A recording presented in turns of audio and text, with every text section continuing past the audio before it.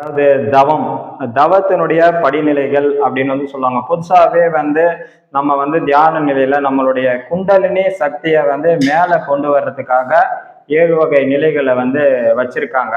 அந்த குண்டலினி சக்தியானது நம்ம உடல்ல ஒவ்வொரு சக்கரத்திலையும் நிலை பெற்று நிற்கும். அப்போ ஒவ்வொரு சக்கரத்திலையும் அது நிலை பெற்று நிற்கும் போது அதற்குரிய பலனை அது தரும். அந்த 7 சக்கரங்கள்ல அந்த குண்டலினி சக்தி நிற்கக்கூடிய நிலைகள் அப்படின்னு சொல்லுவாங்க. அது என்ன அப்படின்னு பார்த்தோம் அப்படின்னா, மூலாதாரம், சுவாதிஷ்டானம், மணிப்பூரகம், அநாகதம், விசிக்தி, ஆக்கினை, சகசிராதரம் அப்படின்னு சொல்லுவாங்க.